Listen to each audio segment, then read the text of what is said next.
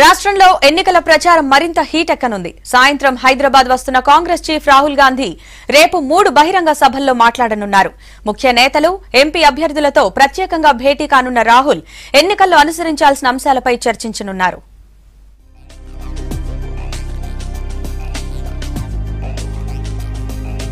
లోక్సభ ఎన్నికల ప్రచారం కోసం రెండోసారి హైదరాబాద్ వస్తున్నారు కాంగ్రెస్ అధ్యక్షుడు రాహుల్ గాంధీ. ఇవాళ సాయంత్రం హైదరాబాద్ రానున్న ఆయన రేపు ఉదయం నుంచి సాయంత్రం వరకు ప్రచార సభల్లో పాల్గొంటారు. ఏపీలో ఎన్నికల ప్రచారం తర్వాత రాహుల్ హైదరాబాద్ వస్తారని చెప్తున్నారు పీసీసీ ముఖ్య నేతలు. రేపు ఉదయం 11:30కు పార్టీ ముఖ్య నేతలు అభ్యర్థులతో చర్చించనున్నారు కాంగ్రెస్ చీఫ్. ఎమ్మెల్యేల పార్టీ ఫిరాయింపులతో పాటు లోక్సభ ఎన్నికల్లో అనుసరించాల్సిన వ్యూహాలపై చర్చించనున్నారు రాహుల్.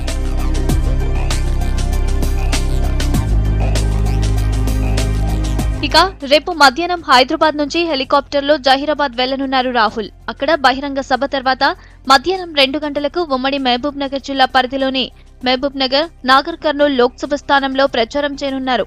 దీనికి సంబంధించి వనపర్తి బహిరంగ సభలో మాట్లాడనున్నారు రాహుల్. అక్కడి నుండి సాయంత్రం 4 గంటలకు సూర్యాపేట జిల్లా హుజూర్ నగర్ వెళ్లనున్నారు. నల్గొండ లోక్సభ పరిధిలోని అన్ని అసెంబ్లీ నియోజకవర్గాల నుంచి జనాన్ని తరలించేందుకు ఏర్పాట్లు చేస్తున్నారు జిల్లా నేతలు. పీసీసీ చీఫ్ ఉత్తమ్ నల్గొండ ఎంపీగా పోటీ చేస్తుండటంతో ఆయనే సభ ఏర్పాట్లను పర్యవేక్షిస్తున్నారు.